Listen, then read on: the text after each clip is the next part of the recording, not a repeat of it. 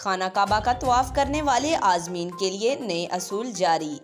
سعودی وزارت حج و عمرہ کی جانب سے حجاج کرام کے لیے مکہ میں اسلام کے مقدس ترین مقام خانہ کعبہ کا طواف کرنے کے لیے رہنما اصول ترتیب دے دیے ہیں۔ ARY نیوز ویب ڈیسک کے مطابق غیر ملکی ذرائع ابلاغ کے مطابق عمرے کی سعادت حاصل کرنے والے زائرین اور دیگر عبادات گزاروں کو مشورہ دیا گیا ہے کہ طواف میں آسانی کے لیے 3 اصولوں پر عمل کریں۔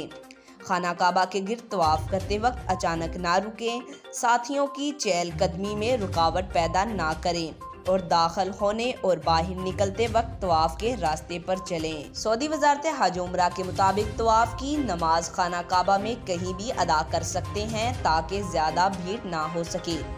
یہ سفارشات ایسے وقت میں سامنے آئی ہیں جب عمرہ سیزن جاری ہے۔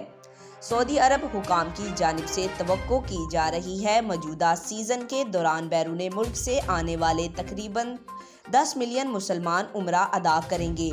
حالیہ ماہ کے دوران سعودی عرب نے بیرون ملک مقیم مسلمانوں کے لیے عمرے کی ادائیگی کے لیے مملکت آنے کے لیے بہت سی سہولتیں کی نقاب کشائی کی ہے۔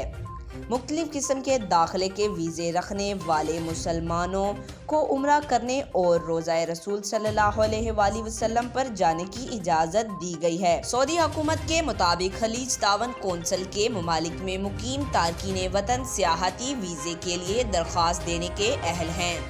خواہ ان کا پیشہ کچھ بھی ہو، وہ عمرہ کرنے کے اہل ہیں۔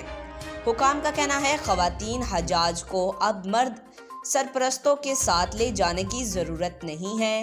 عمرہ ویزا کی مدت 30 دن سے بڑھا کر 90 کر دی گئی ہے اور حاملین کو تمام ضمنی، فضائی اور سمندری راستوں سے مملکت میں داخل ہونے اور کسی بھی ہوائی اڈے سے جانے کی اجازت دے دی ہے۔ آج تک اتنا ہی۔